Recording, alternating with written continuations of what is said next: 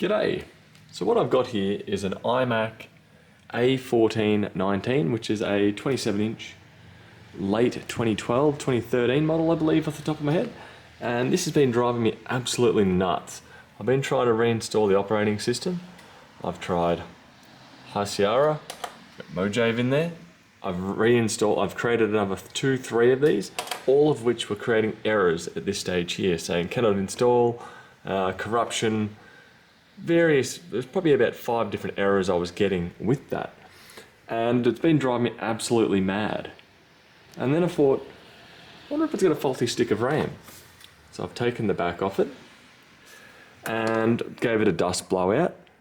Also, when the machine is off and you hold down D, keep holding that when you turn it on, keep holding it, it will go into a diagnostics menu. From there you can do a memory test. And what I discovered was these 2 sticks of RAM here. And both, I'm not sure which one of these, but one of this pair is faulty. So this was brought in from a customer that purchased it online. They went to pick it up and the dude couldn't show it working. So he bought it anyway, and then from there it became my problem. He says, I want to get it going, do what you have to do.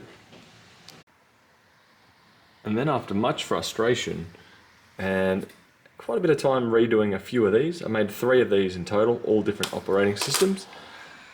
I managed to figure out that the person he purchased it from had done a RAM upgrade, and of which I believe that RAM had failed. So looking around the back here, we have 1 RAM stick, 2 RAM stick, and in there is the original 2 4GB sticks of DDR3. And then we have these guys over here, which with those removed, this is about the furthest of an install I've had yet. So if you're having dramas with it not refusing to install the files, transfer the files, when you're going to install off a USB, have a look inside the machine and alternate what RAM you have in there. So if you've got 4 sticks, bring it down to 2. If you've got 2, bring it down to 1. If you've got 1, move it to a different slot. And see how you go from there. This should be applicable for most MacBooks and even Windows PCs regarding installations and failing of installations. But anyway, that will do for today, and I'll see you guys later. Bye.